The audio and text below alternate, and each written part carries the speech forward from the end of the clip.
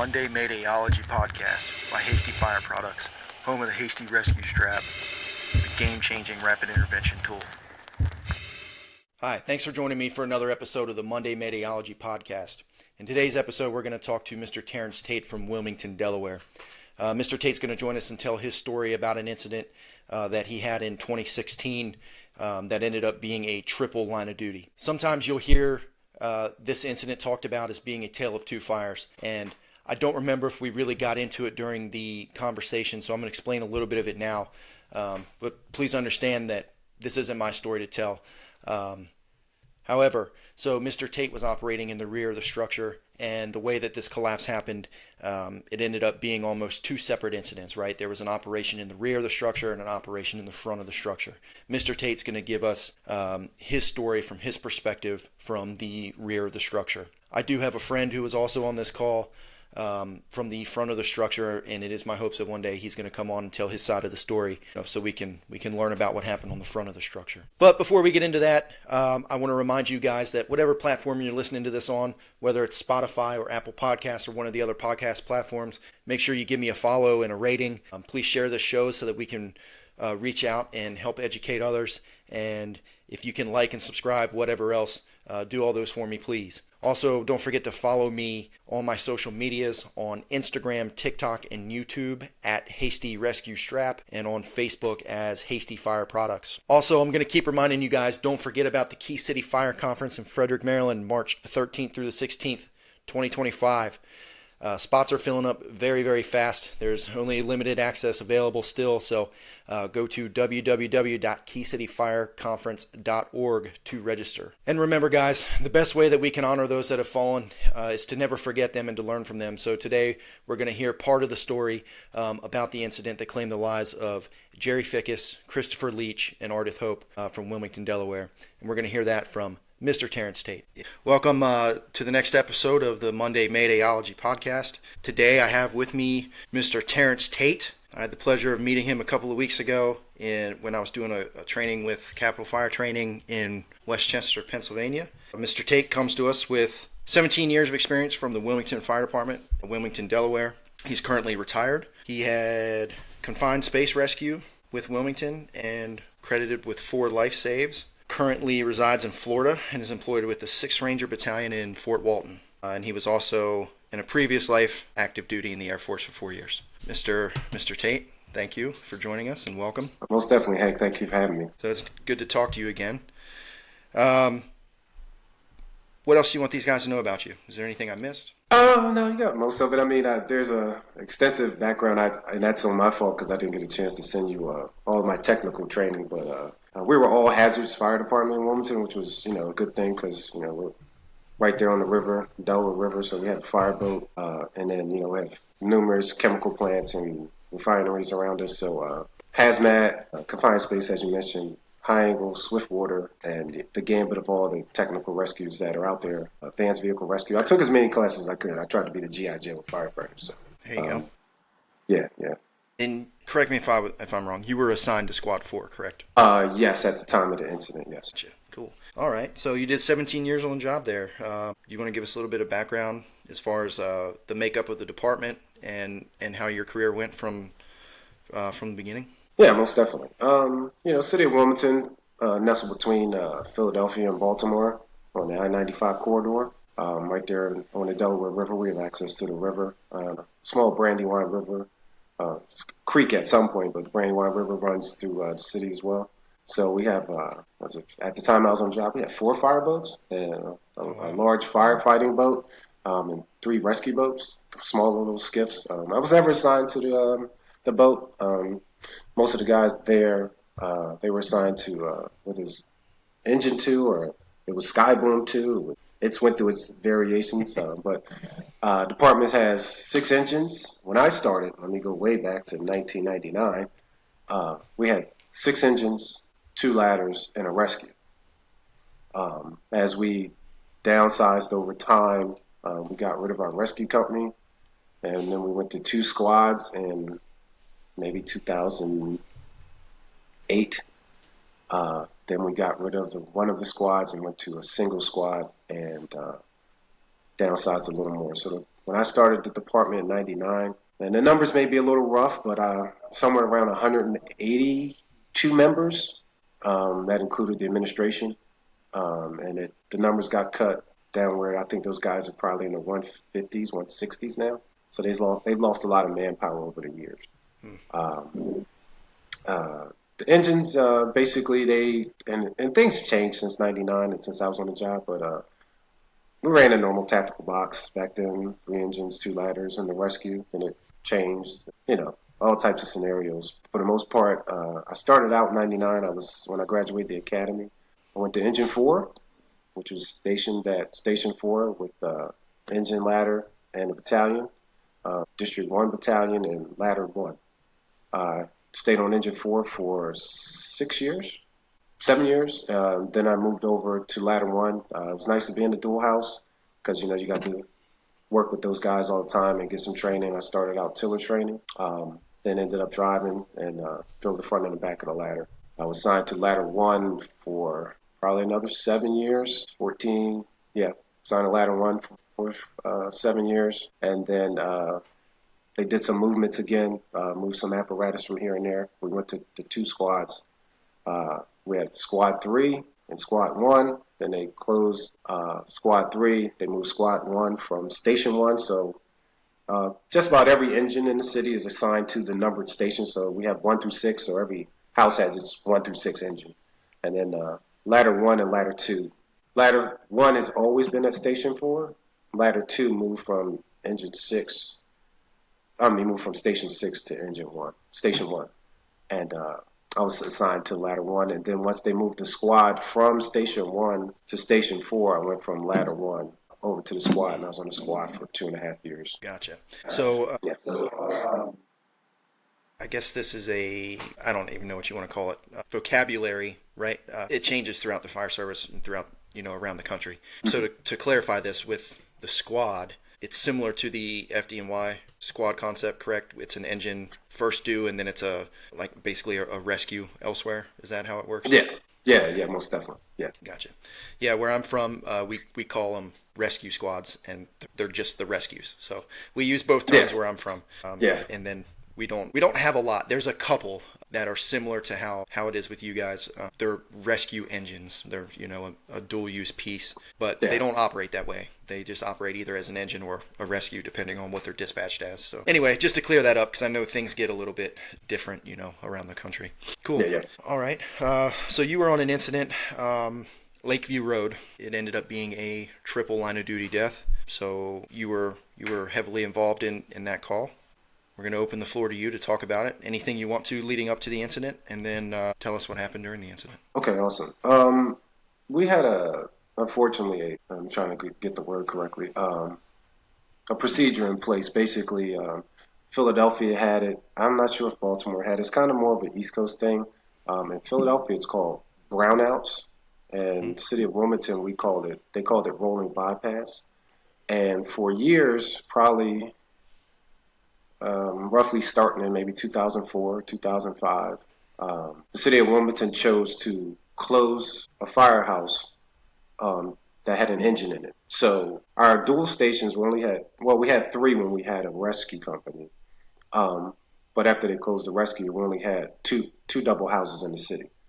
And that was Station 6 would had ladder 2 and engine 6. And then Station 4, where I was assigned, where we had the ladder, engine, and the battalion. So it's ladder 1, engine 4, and battalion 1. So they would close an engine at every station around the city, depending on manpower, and it rotated around the city. It initially started off with just 3 stations, and those were the double houses. So when we had the rescue company at Station 1, so Rescue 1 and Engine 1 are at Station 1, and that's District 2, Battalion 2, they would close Engine 1, which was terrible because Engine 1 was the busiest engine company in the city. Then it would rotate to Engine 4 and then Engine 6 because they wanted to keep a company in the firehouse to respond. But then when we got rid of the rescue, they deemed it necessary to just close an engine in each station. So you could have Engine two, which is kind of literally, it's on an island by itself. You have to go over a bridge over the Christiana River to get to it. There's no other way to get to Station two. So Station two is basically on an island. It used to be Sky Boom two, so it was a engine with a ladder on the top, a short, I don't know, probably 50, 65-foot ladder. You know, the short Sky Booms. Yeah. So they had the ability to be an engine with a ladder just in case they had to, fight fires that way. So they would close Skyboom 2, and then it rotated to Engine 3, Engine 4, and around the city. Uh, that procedure we fought with, we had fought with the city with over years, and we several firefighters over a decade literally told the city that we could injure firefighters, kill firefighters, and kill civilians because it increased our arrival time to scenes. So on Lakeview Road, we were dispatched to, and this is like the movie, and the name's not going to come to me right now, but The Perfect Storm. Okay. So we had an arson in a basement with a structure that was unstable. They had done construction in the basement and reduced the stability of the structure, and the first due engine was in bypass. So everything that could have been wrong for that night was wrong. So, and I should pull up the NIOSH report. But Hank, the times, it was late in the evening on the 23rd, almost, it was after midnight. I think the dispatch came in, so that's what everyone says. It took me months to say it was September 23rd. It was like, no, it was the next day. So on September 24th, we got the dispatch, maybe 0100, 0100 in the morning. Ladder 2 dispatched out of Station 6. Uh, they went responding, and they came in as a working fire with a basement in a basement. Um, the door set, and we had all the information about the fire, so we knew it was work. So ladder 2, when arrival, there were dispatch notes that there was a subject trapped. So I was on squad 4 at the time, so everyone's in a little heightened mode once we getting on the road. We're coming from all the way across town, so it's quite a distance before we got there. So ladder 2 when arrival, um, I believe they had smoke showing at the time. So the next two engines were engine 1 and engine 5, which were coming from a greater distance, because engine 6 to that fire scene is probably less than a minute. I think ladder 2 when arrival in probably a minute and maybe minute and 10 seconds, because it's a tiller ladder, so they got to maneuver and things like that. But the first two engine could have been there in probably less than a minute. Not that that would have made any difference, or the scenario would have changed, because again, arson fire in a basement in a house that's been compromised structurally. So once our unit went on scene after engine 1 and engine 5 arrived, we tried to go head to head. That was a practice in the Wilmington Fire Department. Put a ladder in the block, bring an engine in front, so you have all your key elements right there to perform firefighting tasks and rescue and ventilation. And then engine 5 came down behind ladder 1 just in case they had to need to supply them with water. And that was a common practice in Wilmington Fire Department for years when I was there. I was on squad 4, so we went arrival. Um, and the SOPs have changed over the time, but at that time, we were not necessarily a RIT. We would get an assignment from the incident command, and at that time, we were broken into two teams. Myself and Jerry Fickes, we went up the rear to give information and size up for the rear, and the rest of the team, the officer and two firefighters, went to the front to meet with command to get an idea what they needed them to do. As Jerry and I walked up and approached the fire buildings from the rear, I had spoke about it at our training before. I said, in my 17 years at that time it was 16 years, 16 years in the fire service, I had never seen fire blowing out of a garage door as if it was blowing out of a window. There was so much heat. Like, we were in the driveway, and the driveway was probably about enough to fit two cars. So you probably say 20 feet to the house. Um, I mean, in firefighters, we could feel the heat. Yeah. We couldn't get any closer. So, um, that was, it was just something that clued into me. I was like, wow, man. And it was lapping over. And as Jerry and I always laughed about it last time we were together, I said, Jerry and I discussed who was talking on the radio. So I told him, I said, squad 4 Charlie. So you got to talk on the radio. So he gave a scene size up from the rear that we had heavy fire extending to the kitchen from the basement, and I'll describe the fire building so people can understand. Um, into the kitchen windows with power lines being affected. So the building in that we're going to speak about is it's normally to the northeast, and a lot of cities have them. But as you get further down south, because I'm in Florida, there are no basements. So what we call them is two in the front, three in the rear. So you have a two-story in the front, and but on the rear of the building you have a garage basement. So if you're just seeing it from the front, you would think it's a two-story home, but as you come into the rear, you can see there's a garage basement entry level, and then the first floor, and then the second floor. So it's actually three stories from the back. So our assignment from that point, Jerry and I were assigned by command to do a search of exposure Bravo. We were on the Charlie side at that time, so we went into the exposure, and at that time it was clear, a little bit of smoke, but we noticed that as we came in, most of these, and it's a typical row homes if you're from the northeast area, row homes, probably about 12 to 20 in the span, and then there's a break, and then another 12 to 20. Um, we came in through a washroom and a laundry room that had a utility closet and service box for the electricity. And then as we went back, I could see there was a door that went into a garage. And I was like, okay, so just painting a mental picture for myself, because the fire building next door will be identical, just flipped to the other side. So we went upstairs. By the time we got to the top of the stairs, and from the first apparatus ladder to arrival to the time of the call of the Mayday was less than 8 minutes. It might have been even less than that. Um, so Jerry and I don't know, do you still have the sound, Hank? My sound went down. I'm not sure. Just wanted to make sure. Okay, there Yeah, it is. yeah, I got you. Okay, Yep. okay. Jerry and I, we received the Mayday over the radio. Firefighters trapped, fell in the basement, structural collapse into the basement. And, at that time, communications kind of goes, everybody's trying to talk, and then you have all the dispatch coming over the line, clearing the channels and things like that. So Jerry and I immediately left out of Exposure B. We came out of the back door, and I described this to you before. I don't know why. God rest his soul. There was a little chain link fence, probably about 5 or 6, not even 5 feet high, but just little, a yard fence. And I walk around the fence, and for some reason, I'm 6'2". Jerry was probably like 5'4", 5'5". Jerry's trying to jump over the fence. I'm like, not. I laugh at it now. God rest his soul. But it was like, Jerry, why are you jumping over the fence? And then he finally, as I go back around, and he finally comes around the fence. And at that time, because the fire had vented, it the flame that was blowing out of the garage was now chimneying effect through the hole in the living room.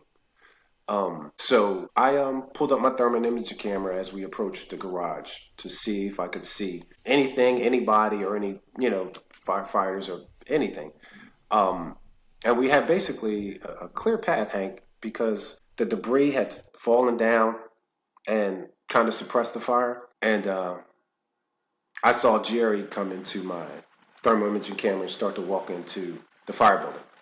So as Jerry walks in, I proceed behind him, and I don't know, depth-wise, the house was probably, and this is why I should have pulled up my NIOS before I did all this. Typical row home, probably 30 by, let's just give it an overestimate, 200. It's 30 feet wide, probably by 200, something like that. So it wasn't really deep into the fire building. So we got in about 50 feet, and we met the collapse area. So Jerry was in front of me to my left as we stopped and listened. And as we proceeded, I'm looking around, looking what we got, trying to get an assessment of where somebody might be because it's utter chaos at this point. As I stop, I get hit with a hose string, hose line. They're putting water from the second floor, or yeah, the first floor for them, but the second floor for us. They're spraying water down on the 3 firefighters that fell into the basement. So they're spraying water to keep them, trying to save their lives. Well, the hose string comes across my body this way, and then as I'm going, Jerry hears something. I tap Jerry on the shoulder, and I point him in the direction because I hear someone's pass device. And as I'm moving that way, I get hit with a hose string on the side of my body as I'm moving past. And I'm thinking like, okay, these guys are fighting fire, so we have a chance. Not knowing that I'm thinking the hose stream's coming from behind me, that someone brought a line in, but it's actually the guys in front fighting fire through the collapsed living room. Okay. Yeah. So Jerry and I proceeded to move, and as I described the home, the exposure B, we came in through the garage, and I knew there was a door in the garage in exposure B to my left. So reversing that, there's going to be there's going to be a door on the other side. No, yeah, the door's on the left. So in this one, it was on the left as well, which was odd. It should have been flipped. So we went through the doorway. It wasn't left because we came in through the garage. Excuse me. We came in through the garage, so the doorway was going to be on that side. We stepped through the doorway, and then that's where we found Captain Chris Leach. He was buried, chest high, waist high in debris, covered in everything. And Jerry's in front of me, and Jerry steps over him, and we prepared to get him out of there. And I asked him, could he move, could he walk? And I just, it was one of the toughest things I had to deal with in my recovery was that, I was the last person to talk to him and Chris. And Chris said to me, he said, my back is broken. I can't walk. So I said, we got you, brother. And the way he was seated, and, as we train and grit so hard, you don't always get that optimal moment where you can pick somebody up and put them in a position where you can, grab their drag strap or pull them like that. So Chris was facing me, and Jerry was pulling him out, pulling the debris off him. All we could do in this little space, Hank, was Jerry lifted him up and grabbed him by his feet, and I put my hands on his SCBA straps and put his mask and his helmet in my forearms to keep his mask on his face. At least this way he'll have some oxygen until we get him out. So at that point, Jerry and I have him. We're trying to perform a rescue, and we start backing out, and we back out of that washroom, utility room, back into the garage. As we're coming back into the garage, I'm looking around, and basically the situation is untenable. I'm backing out, and things went. It seemed like it was forever, but things went pretty fast. I could hear someone screaming in the background, "Get low, get low!" And I'm like, "Oh shit, it's collapsing!" Because I guess at that point, I couldn't see it because there was so much fire. The ceiling was potentially buckling. Oh shit. Yeah, but I hear somebody saying, "Get low, get low."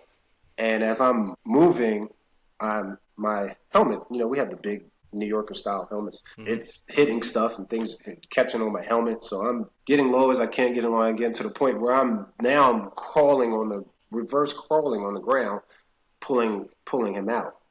And as we continue to get closer to the exit, at this point, all I see is fire. Now I can no longer see Jerry, and I can barely see Chris's body in front of me. So I'm pulling on Chris, and I feel someone else's hands come in, which I'm thinking is the RIT team. I'm like, great, we got 4 more guys here. So somebody puts their hands on me and then comes around to my right side and grabs Chris's SCBA. So I turn to my right to proceed to pull him out with this other person, thinking there's probably 2 other people and Jerry behind him. Well, and at the end of the story, I'll tell you, it was just one person. It wasn't a RIT team. So I continued to pull with my left hand.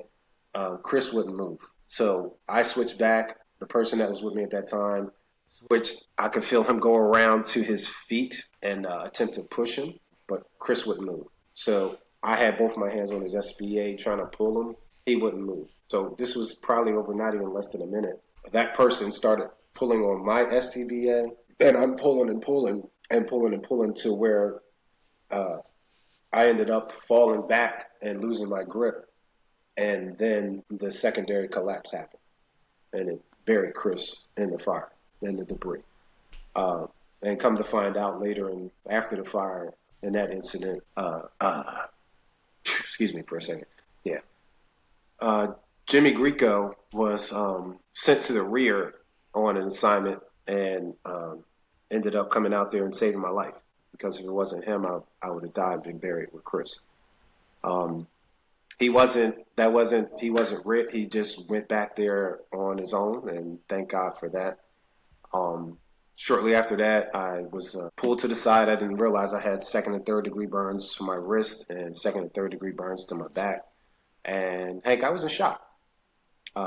Talking after action and months later, talked to guys who were at the scene. They're like, yeah, I saw you outside, and they were like, they asked you what happened, and you just kept mumbling, I lost Jerry, I lost Jerry, I lost Jerry, and I'm like, I don't remember that. The medics came around to treat me and take me around the front to the rehab, or to get firefighters who were hurt to the hospital. Now, I don't remember much until I was in the ambulance being transported. And yeah, it was a very sad day for us. One of the other things that I didn't have the time, or I forgot to mention, was that as we were going in to perform the rescue for Chris, I looked up and happened to notice that it's one of those things we as firefighters kind of, in our assessment of our situation, is that I saw that the beams in the basement were burning blue, which was odd for me. It was like, that's not good, So it was a number of things that I saw that were like, okay, this is an untenable situation. And I spoke to a lot of firefighters after the incident, and they said we tried to attempt something that the odds were very stacked against us, but also that it was almost virtually impossible to walk. We basically walked through fire to try to rescue our brothers and sisters. And on that day, they said Chris and Jerry died at the scene. We had Chris, Brad Speakman, and Artie Hope fell into the basement. Um, Thank God for the work of the men and women of the fire department on the sea platoon that day. They rescued Brad Speakman and got him out, and they got Artie out, and she lived until December when she passed away. And Jerry and Chris died at the scene. So we almost lost four, but those guys in the front worked hard. And as we all got together and spoke about the incident, they were like, we didn't know what was going on in the front. So it became one of those things where we had two different fires and two different scenes happening in the same house. Those guys were performing rescues from upstairs going down, and they had no idea that Jerry and I had went into the rear and tried to perform a rescue from the rear. And I like we did that night at the training event. If you can, Hank, in some way, somehow, attach the audio. Does it allow people to hear actually how Yeah, quickly it happened? I don't. I'll see if I can. I don't know if I can edit it into the actual podcast, but I can. Yeah. If nothing else, I can put a link to it in the description so people can go listen to it. Yeah, most definitely, because I think it helped everyone understand a little bit how it was just so quickly, like our normal bread and butter that we show up, and again, basement fires being some of the most dangerous for any fire department anywhere, because Hmm. we're operating above the fire. But it was again, it was the perfect storm for us tonight, unfortunately, and we did what we could to save who we could. Yeah, well, based off of the story, I've heard your story twice now, and we have a mutual friend in Nick.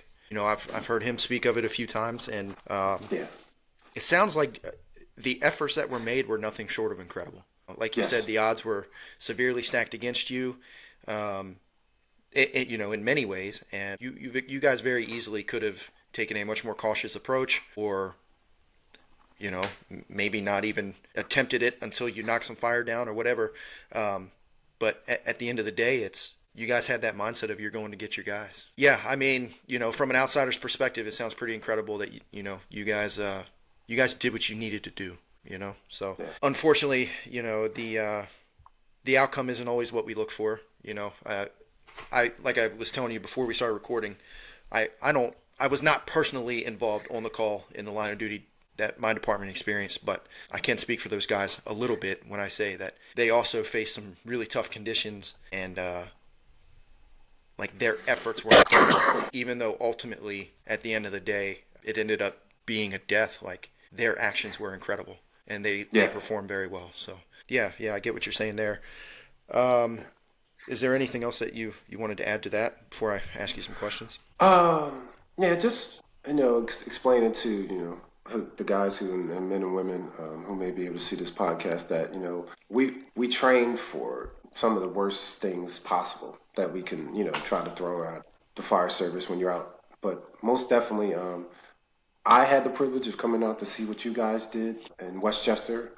I would most definitely say go. If you see this podcast, reach out to these guys and go with some of the most legit training that I have ever seen and attended just as a spectator. And again, take it from a guy. And again, if you ever speak to anyone that knows me in the Wilmington Fire Department, I'm no slacker.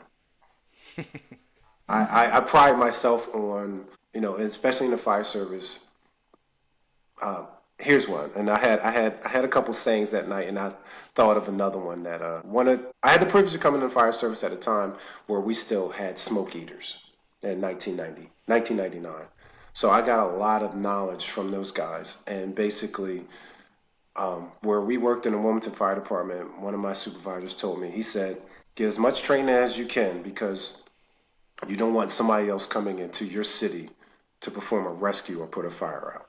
He said, Yeah, so go learn as much as you can. And no, not nothing in outside departments because we had a lot of mutual aid in the Wilmington Fire Department. He said, basically, you don't want the volunteers coming here to put your fire out or perform a rescue.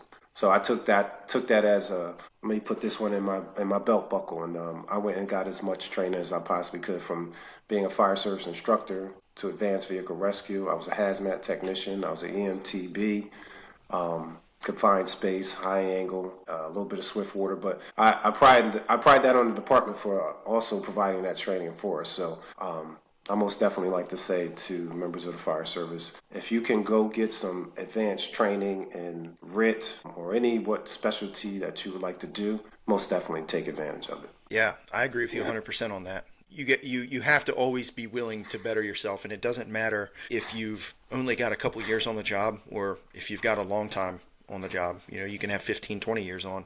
There's still always something to learn from somebody. And Yes. to kind of goes along with that the same way. Everybody brings something to the table as well. So you might just be that 2 year guy.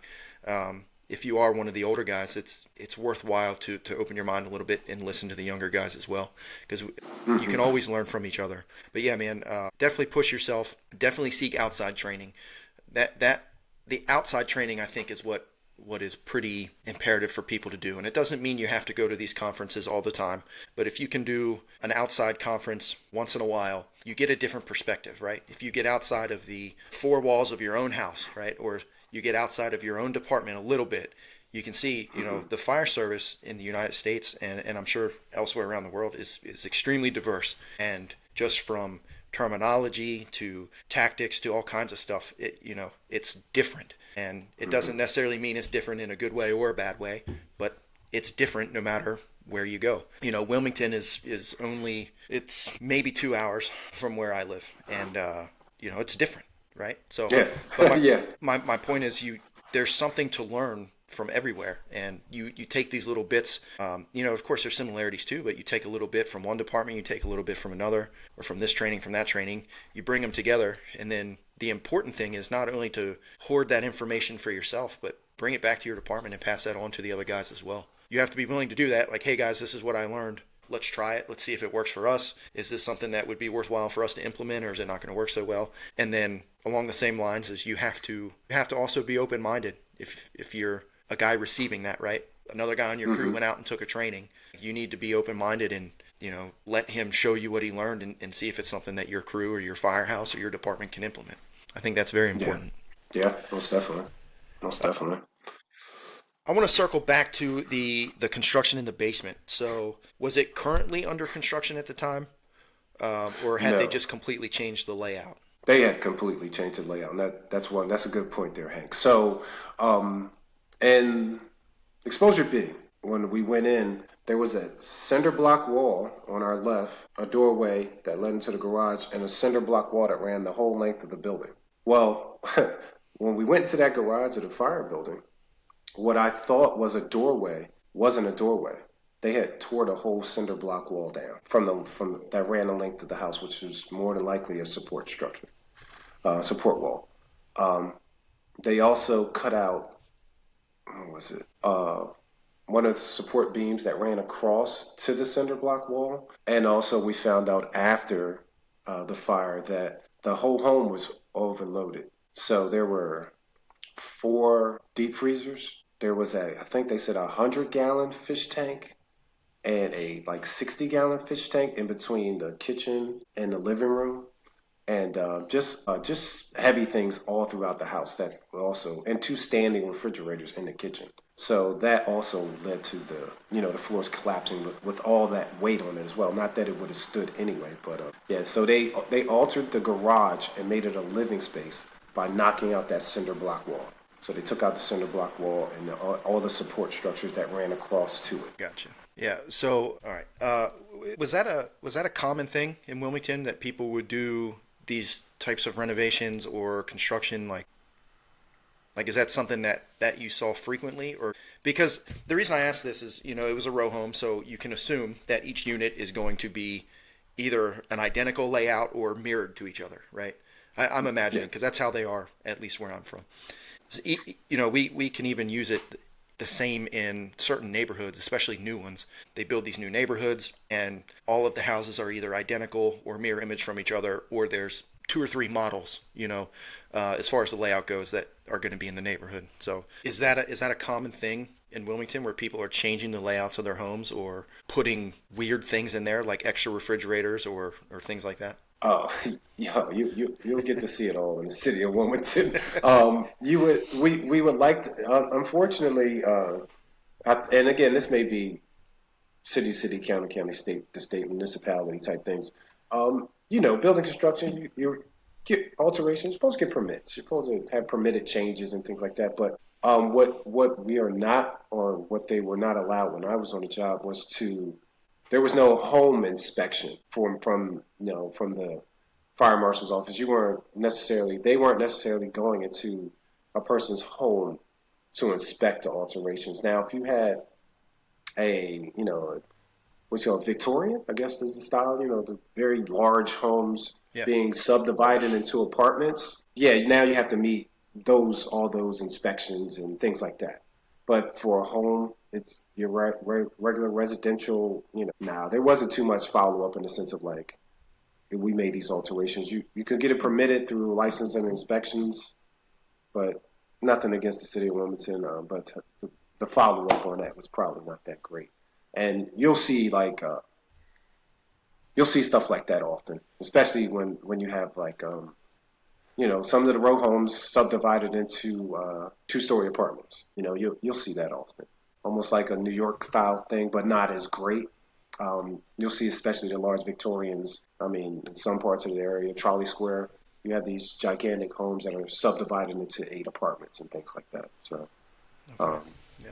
I think that's an important thing for people to think about is people do some weird things with their homes. So, you might yeah, think you know the layout or you might assume that it's structural, but maybe you always kind of keep that in the back of your mind that, this could have been altered beforehand. yeah, So, yeah. great. Some, Uh, yeah, some, Something else, actually, no, never mind. We talked about that. Disregard. Cool. All right. You got anything else you want to add about the incident or any aftermath or anything like that? But yeah, heck, and I kind of touched on it before when we were at the training site that night. Excuse me. The process afterwards. Having had at that time what I was diagnosed with sometime later PTSD. In the fire service, we see a lot of things over a repeated time, especially if you're riding an ambulance. But even as first responders on an engine, because we're making EMS calls. Um, City of Wilmington was a hotbed for crime and shootings and things of that nature. So over the years, I didn't realize that I had PTSD early on from after seeing so much. I went to a call and we had discussed it that night. Um, Simple call. Pedestrian struck 2 children on a motorcycle, got hit by a car. And I was detailed out to another unit. And as a matter of fact, I was at SB2, uh, Skyboom 2, and we got dispatched to this call. So we went arrival. Um, 2 kids, they're on the sidewalk. The medics are there. The ambulance there because the medics were stationed at SB2 as well. So they rolled out the door before we did. So we're assisting the medics. One kid's got a twist fracture.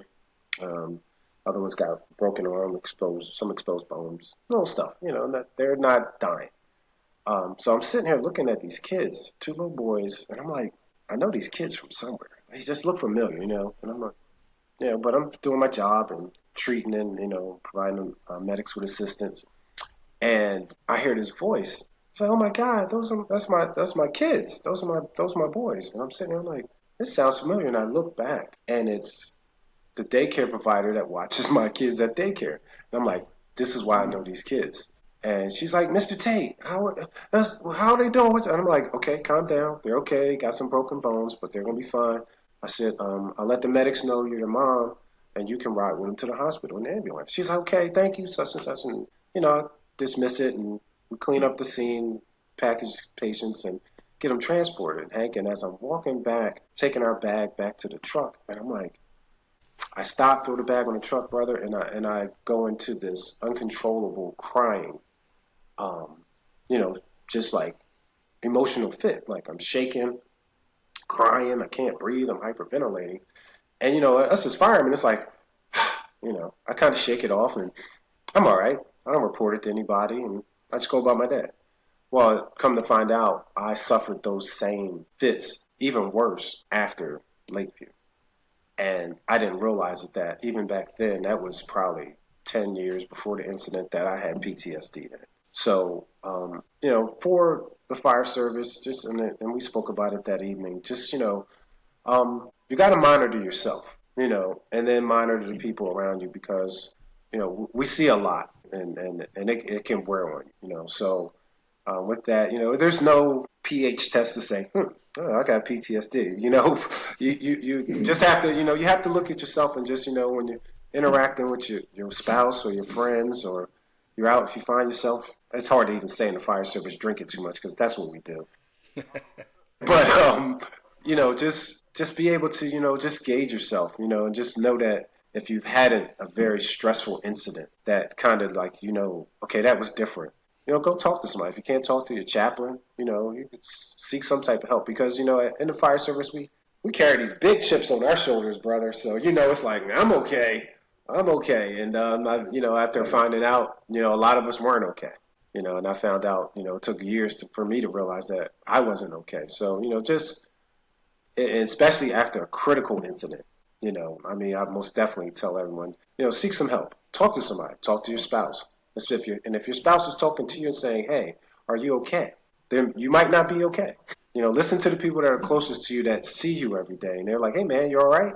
Because I didn't realize what guys were asking me after the incident, that my behavior had changed so much, and I realized it when I look back on it. I was senior man. I had time on the job, so I was never one to sleep out in the day room or stay in the recliners. I always slept in my bed and things like that. But I was doing so many things differently that I realized I was like, okay, something's wrong. Accompanied with the fact that and I had spoke again about that night that I'm still on squad 4. We're going to calls. Hank, I'm crying on a fire truck. I'm in the corner. So guys don't see me.